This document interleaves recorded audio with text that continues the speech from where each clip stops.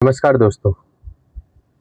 भारत को आज़ाद हुए 78 साल हो गए और आज भी अगर मेगा ट्रांसपोर्टेशन का ज़रिया देखा जाए आम आदमी के लिए तो कहीं ना कहीं वो इंडियन रेलवे ही है। भारत की काफ़ी ऐसी आबादी है जो इंडियन रेलवे को एक यहाँ से वहाँ जाने का ज़रिया इंडियन रेलवे को बनाती है। अभी हाल ही के दिनों में एक न्यूज़ आया था कि इंडियन रेलवे ने अपने भाड़े में बढ़ोतरी की है। क्या बढ़ोतरी की है उसके बारे में मैं आपको थोड़ी जानकारी दे देता हूँ। 215 किलोमीटर तक के जो सफ़र होंगे वो उसमें कोई बढ़ोतरी नहीं की गई है। 215 किलोमीटर के ऊपर जो होगी उसके लिए प्रति किलोमीटर हमें 1 पैसा देना होगा। उसके बाद मेल या एक्सप्रेस से आप सफ़र करते हैं नॉन एसी में तो 2 पैसे की बढ़ोतरी है और साथ ही साथ अगर एसी में सफ़र करते हैं तो 2 पैसे की बढ़ोतरी है। इससे भारतीय रेलवे ने एक अनुमान लगाया है कि इनसे इनको 600 करोड़ का और एक एडिशनल इनकम होगा। ठीक है, इंडियन रेलवे काफ़ी डेवलप कर रही है, एक्सपांड कर रही है, नए नए टेक्नोलॉजीज ला रहे हैं, कोई दिक्कत नहीं है। बट क्या इंडियन रेलवे वो जनरल कोचेस में जो आम आदमी, जो गरीब आदमी सफ़र कर रहा है, जो स्लीपर क्लास में सफ़र कर रहा है, क्या उन्हें वो स्वच्छता मिल रही है? क्या इन्हें वो साफ़ पानी मिल रहा है? क्या उन्हें वो टॉयलेट साफ़ मिल रहा है? क्या उनके कोच में वो सफाई का ध्यान रखा जा रहा है जिस तरह से second AC, third AC, first class AC या वंदे भारत में ध्यान दिया जा रहा है? क्योंकि 95% जो ट्रेन में ट्रैवलिंग होता है वो जनरल कोच या स्लीपर कोच में होता है। बस 5% जो है third AC, second AC, first AC में होता है।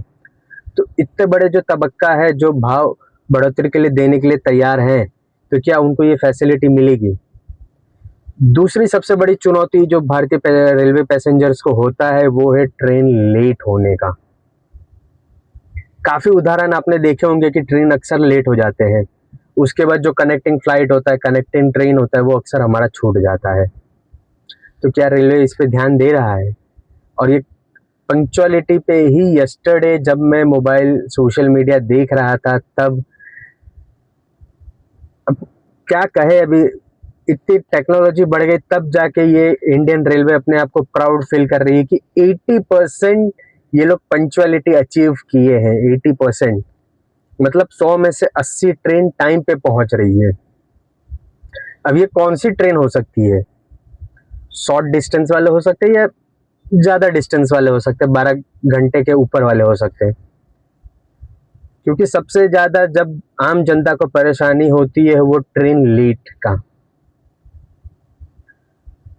अभी हाल ही में इंडिगो फ्लाइट का जो किस्सा आया था कि फ्लाइट कैंसल्ड हो गया, फ्लाइट डिले हो गया। जब फ्लाइट डिले होता है तो फ्लाइट्स के पैसेंजर्स को वो एयरलाइंस कंपनी की तरफ से कुछ ना कुछ रिवॉर्ड दिया जाता है, कुछ हेल्प किया जाता है। तो क्या ये आम जनता डिजर्व नहीं करता? क्या आम जनता के टाइम का इम्पोर्टेंस नहीं है क्या? ये हम मान चुके हैं कि ट्रेन अक्सर लेट ही होता है, तो क्या गवर्नमेंट को इस पे कोई एक्शन नहीं लेना चाहिए? क्या गवर्नमेंट इस पे कुछ नहीं कर सकती है कि हाँ, आम जनता ट्रैवल कर रही है तो उनको करने दो, उससे कोई दिक्कत नहीं हो, तो नॉर्मल चीज़ है। फ्लाइट डिले होता है तो गवर्नमेंट बैठती है, कानून वापस लिया जाता है, उनके फेवर में काम किया जाता है, बट आम जनता के लिए कुछ नहीं। ट्रेन लेट चल रही है, चलने दो। वंदे भारत चल रही है, काफ़ी अच्छी ट्रेन है।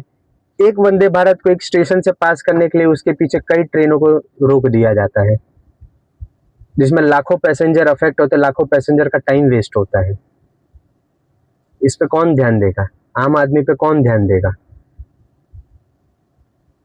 ये एक चीज़ है समझने वाली कि हाई सेगमेंट, जो हाई क्लास पीपल है, उनको गवर्नमेंट किस तरीके से देख रही है और जो आम आदमी है उनको किस तरीके से देख